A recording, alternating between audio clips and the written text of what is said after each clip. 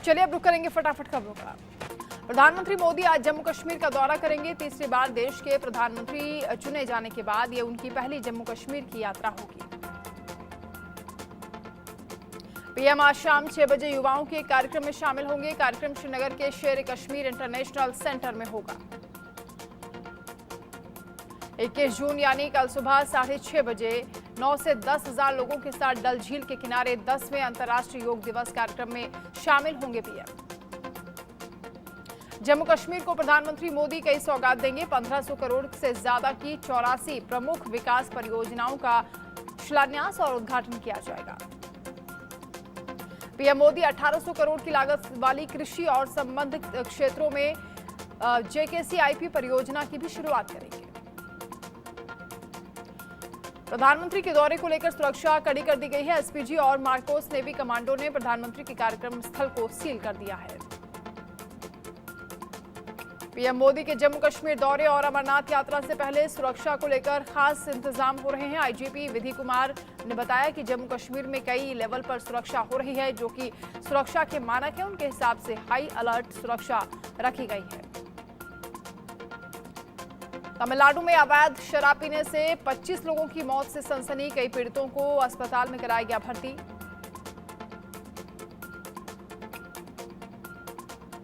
कल्लाकुरिची जिले के collector MS प्रशांत ने मामले की जांच की बात कही है और ये बताया कि शराब पीने से बीमार हुए कई लोगों को सरकारी हॉस्पिटल में भर्ती कराया गया। धांधली के आरोप के बाद यूजीसी नेट की परीक्षा रद्द हो गई है। गड़बड़ी की शिकायत के बाद शिक्षा मंत्रालय ने फैसला किया, सीबीआई को सौंपी जांच। 18 जून को देश भर के 317 शहरों में 1205 परीक्षा केंद्रों पर आयोजित की गई थी यूजीसी नेट की परीक्षा। 11,21,225 कैंडिडेट्स ने हिस्सा लिया था। दलाई लामा और नैन्सी पेलोसी की मुलाकात से चिढ़ गया है चीन। अमेरिका को नसीहत देने की कोशिश, कहा दुनिया को गलत संदेश ना दे अमेरिका। केंद्र में तीसरी बार मोदी सरकार बनने के बाद किसानों को बड़ी सौगात। 14 खरीफ फसलों पर मिनिमम सपोर्ट प्राइस यानी एमएसपी बढ़ाने को कैबिनेट ने मंजूरी दी। कैबिनेट के फैसले पर केंद्रीय सूचना एवं प्रसारण मंत्री अश्विनी वैष्णव ने कहा कि सरकार के इस फैसले से किसानों को एमएसपी के तौर पर करीब 2 लाख करोड़ मिलेंगे। ये पिछले सीजन से 35,000 करोड़ ज्यादा है। सरकार के मुताबिक धान का मिनिमम सपोर्ट प्राइस 117 रुपए बढ़ाकर 2300 रुपए कर दिया गया। सरकार का 2 लाख नए गोदाम बनाने का भी टारगेट है। केंद्र सरकार के खरीफ फसलों के एमएसपी बढ़ाने पर मध्य प्रदेश मुख्यमंत्री मोहन यादव ने कहा कि पीएम मोदी जो कहते हैं वो करके दिखाते हैं। जम्मू कश्मीर के बारामूला में आतंकियों और सुरक्षा बलों के बीच एनकाउंटर। हादीपोरा इलाके में 2 आतंकी मारे गए। स्पेशल ऑपरेशन ग्रुप का एक जवान और एक पुलिसकर्मी घायल हो गए। बारामूला के हादीपोरा में आतंकियों की तलाश में पुलिस और सेना का जॉइंट ऑपरेशन चला था। इसी दौरान आतंकियों ने पुलिस को निशाना बनाने की कोशिश की। जम्मू कश्मीर के रियासी आतंकी हमले को लेकर पुलिस को बड़ी कामयाबी मिली। पुलिस ने रियासी से 45 साल के ओवरग्राउंड वर्कर हकीम उद्दीन को गिरफ्तार किया। यूपी के सीएम योगी आदित्यनाथ की बढ़ेगी सुरक्षा व्यवस्था। बेहतर सिक्योरिटी के लिए अत्याधुनिक उपकरण खरीदेगी उत्तर प्रदेश पुलिस। 1 करोड़ से ज्यादा के उपकरण खरीदे जाएंगे।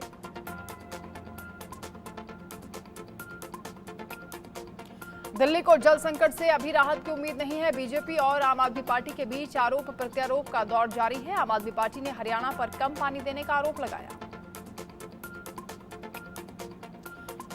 जल मंत्री आतिश ने कहा कि हरियाणा द्वारा राजधानी के हिस्से का पानी नहीं छोड़े जाने के चलते दिल्ली जल संकट से जूझ रही है। दिल्ली को जरूरत से काफी कम पानी दे रहा है हरियाणा। दिल्ली में जल संकट के बीच बीजेपी कार्यकर्ताओं का मटका फोड़ प्रदर्शन। बड़ी तादाद में कार्यकर्ताओं ने मटका फोड़ कर जताया विरोध। दिल्ली बीजेपी अध्यक्ष वीरेंद्र सचदेवा ने कहा कि दिल्ली की जनता एक एक बूंद पानी के लिए तरस रही है और आम आदमी पार्टी के विधायक मंत्री पानी बेचने का काम कर रहे हैं। अगर ये चोरी और कालाबाजारी बंद हो जाए तो दिल्ली को पानी मिल जाएगा। ओडिशा विधानसभा में आज होगा स्पीकर का चुनाव। सभी निर्वाचित एमएलए लेंगे शपथ। प्रोटेम स्पीकर रणेंद्र प्रताप पद की खुद शपथ दिलाएंगे। ओडिशा विधानसभा की 3 दिवसीय सत्र के लिए सुरक्षा के कड़े इंतजाम। इस बार रिकॉर्ड 82 नए विधायक विधानसभा में आए हैं। दिल्ली में जल संकट को लेकर सियासी दंगल के बीच जल मंत्री आतिशी ने पीएम मोदी को चिट्ठी लिखी। कहा 21 जून तक नहीं मिला पानी तो होगा सत्याग्रह। असम में लगातार हो रही बारिश के बाद ब्रह्मपुत्र नदी का जलस्तर बढ़ा। कई इलाकों में बाढ़ से बिगड़े हालात।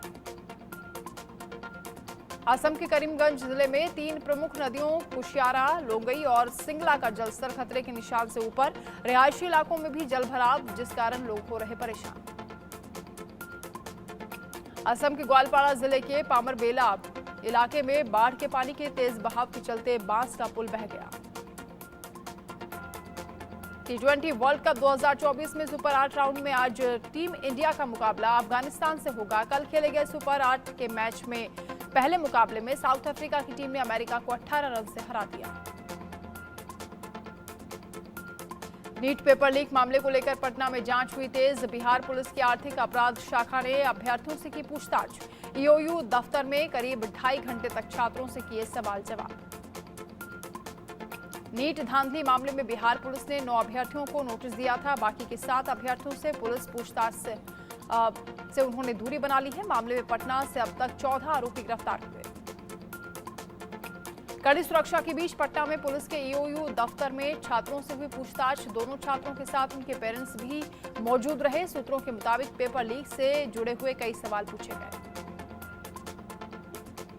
3 करोड़ के एलईडी घोटाले का भी आरोपी है सिकंदर यादवेंदु। मामले में जेल जा चुका है आरोपी। पहले वो रांची में ठेकेदारी करता था। 2012 में उसने बिहार एसएससी परीक्षा पास की और जूनियर इंजीनियर बना।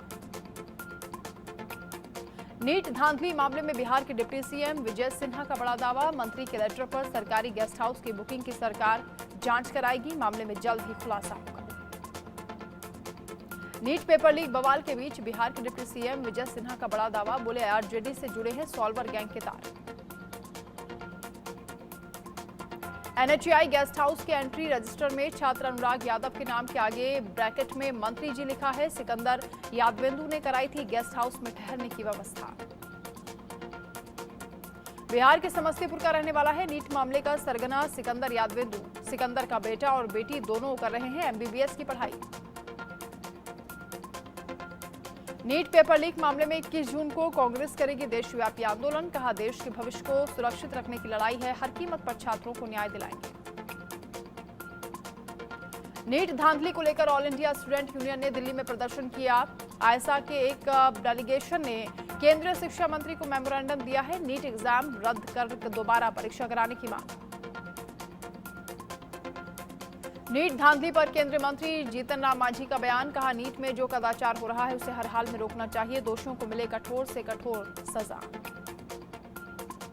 नीट परीक्षा मुद्दे पर आप सांसद संदीप पाठक का बयान। कहा देश में कोई भी पेपर लीक होने पर सख्त कानून बनना चाहिए ताकि आरोपी को कड़ी सजा मिल सके।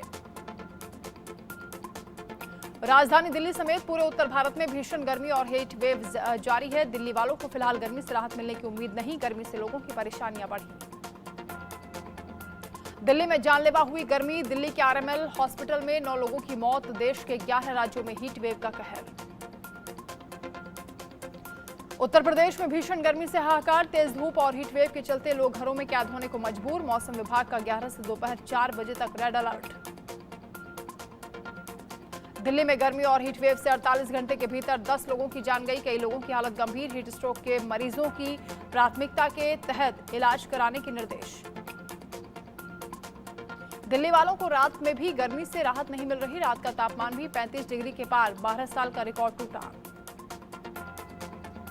दिल्ली एनसीआर में लू और गर्मी से हाहाकार। नोएडा में बीते 24 घंटे में अलग अलग इलाकों में 14 लोगों की संदिग्ध मौत। लू और हीट स्ट्रोक से मौत की आशंका। यूपी में 50 साल पुराने रिकॉर्ड तोड़ रही गर्मी। प्रचंड गर्मी से लोगों के बीमार होने का सिलसिला जारी। बीते 24 घंटे में 100 से ज्यादा लोगों की जान गई। दिल्ली से सटे गाजियाबाद में भीषण गर्मी का कहर। 3 दिनों में 42 से ज्यादा लोगों की मौत हुई। मौतों की वजह जानने के लिए अस्पताल में बनाई गई जांच कमेटी। बिहार में भीषण गर्मी का सितम जारी। गर्मी के चलते स्कूल जाना दुश्वार। पटना में बढ़ाई गई गर्मी की छुट्टियां।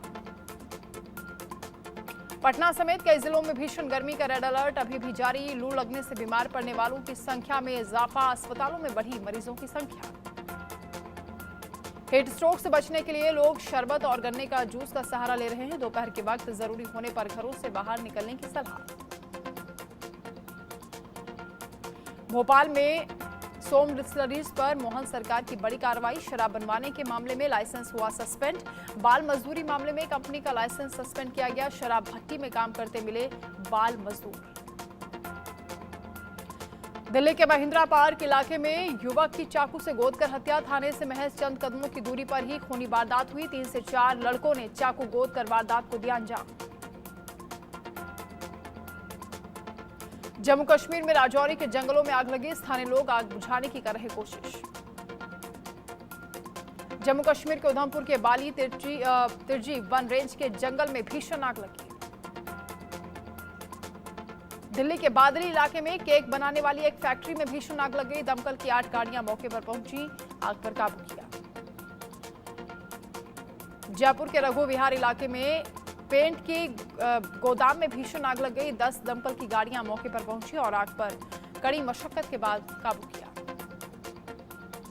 मैदानी इलाकों में भीषण गर्मी के बीच पहाड़ों का बदला मौसम। हिमाचल प्रदेश के शिमला में तेज बारिश के बाद मौसम हुआ सुहाना।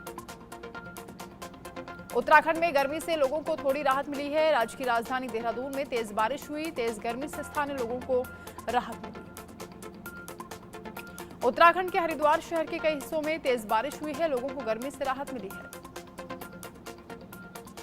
दक्षिण भारत में मानसून की दस्तक के बाद झमाझम बारिश। तमिलनाडु के तिरुचिरापल्ली जिले में कुछ हिस्सों में मूसलाधार बारिश हुई। गुजरात के कई हिस्सों में तेज बारिश के बाद लोगों को गर्मी से राहत मिली है। भावनगर के कई हिस्सों में झमाझम बारिश के बाद मौसम सुहाना हुआ। लोगों ने तेज गर्मी में अब राहत की सांस ली है। तमिलनाडु के कुछ हिस्सों में लगातार बारिश हो रही है। रात में तंजावुर शहर में तेज आंधी के साथ बारिश हुई। रूसी राष्ट्रपति व्लादिमीर पुतिन के नॉर्थ कोरिया दौरे पर दुनिया की निगाहें हैं। वहीं प्योंगयांग एयरपोर्ट पर कोरियाई तानाशाह किम जोंग ने पुतिन का गर्मजोशी के साथ स्वागत किया। कहते हैं तानाशाह किसी का इंतजार नहीं करता, लेकिन उत्तर कोरिया के तानाशाह किम जोंग को प्योंगयांग एयरपोर्ट पर रेड कारपेट पर खड़े होकर पुतिन के आने का इंतजार करते हुए देखा गया। विमान की सीढ़ियों से पुतिन के नीचे उतरने के बाद तानाशाह किम जोंग ने आगे बढ़कर हाथ मिलाया और दोनों नेताओं ने गर्मजोशी के साथ एक दूसरे को गले लगाया। पुतिन के स्वागत के लिए राजधानी प्योंगयांग की सड़कों को रूसी झंडों से पाट दिया गया। बड़ी संख्या में बाइक सवार सुरक्षा बलों के बीच पुतिन और किम का काफिला होटल पहुंचा। 24 सालों बाद पुतिन ने उत्तर कोरिया की यात्रा की है। इससे पहले अपने राष्ट्रपति कार्यकाल के पहले दौर में पुतिन नॉर्थ कोरिया गए थे। प्योंगयांग में पुतिन ने कहा कि उत्तर कोरिया ने यूक्रेन में रूस की सैन्य कार्रवाई का समर्थन किया है, जिसकी वो सराहना करते हैं। उत्तर कोरिया में पुतिन ने कहा कि दोनों देश न्याय, संप्रभुता के लिए पारस्परिक सम्मान और बहुध्रुवीय विश्व व्यवस्था की स्थापना में बाधा डालने की पश्चिमी कोशिशों का मजबूती से विरोध करते रहेंगे। पुतिन ने पश्चिमी देशों को चेतावनी देते हुए कहा कि रूस और उत्तर कोरिया स्वतंत्र देश हैं जो किसी और से नियंत्रित नहीं होते हैं। पश्चिमी देश अपनी हरकतों से बाज आएं और प्रतिबंध का खेल खेलना बंद करें। रूस और उत्तर कोरिया एक ऐसे पेमेंट सिस्टम बनाने को लेकर तैयार हुए हैं जिससे कि वो दोनों देश मिलकर विदेशी प्रतिबंध की दीवार को तोड़ने में सक्षम हो पाए। पुतिन की उत्तर कोरिया यात्रा ऐसे वक्त में हो रही है जब कोरिया यूक्रेन में रूस के युद्ध को जारी रखने के लिए जरूरी हथियारों की आपूर्ति कर रहा है। बदले में रूस उसे आर्थिक सहायता और तकनीकी भी ट्रांसफर कर रहा है। पश्चिमी देशों को आशंका है कि यूक्रेन युद्ध में मदद करने के बदले रूस उत्तर कोरिया को आर्थिक सहायता और टेक्नोलॉजी ट्रांसफर कर रहा है और पश्चिमी देशों को यह डर है कि रूस की टेक्नोलॉजी का इस्तेमाल नॉर्थ कोरिया कहीं अपने परमाणु कार्यक्रमों में न करे। T20 वर्ल्ड कप 2024 में सुपर 8 राउंड का पहला मुकाबला मेजबान अमेरिका और साउथ अफ्रीका के बीच खेला गया। एंटीगुआ में खेले गए इस मैच की साउथ अफ्रीका की टीम ने अमेरिका की टीम को 18 रनों से करारी शिकस्त दी। मैच के दौरान जब एंड्रीज और हरमीत सिंह बैटिंग कर रहे थे तब मैच अमेरिका की ओर जाता हुआ दिखा। कहने में गुरेज नहीं कि इस मैच को जीतने में अफ्रीकी टीम को पसीने छूट गए। 19वें ओवर में कगिसो रबाडा ने 2 रन देकर 1 विकेट लिया और बाजी पलट दी। दरअसल रबाडा ने उस वक्त विकेट झटका जब अमेरिका को आखिरी 12 गेंदों पर जीत के लिए 28 रन चाहिए थे और गॉस और हरमीत क्रीज पर थे। पहले बल्लेबाजी कर साउथ अफ्रीका ने 195 रनों का टारगेट दिया। जवाब में अमेरिकी टीम 6 विकेट गंवाकर 176 रन ही बना पाई।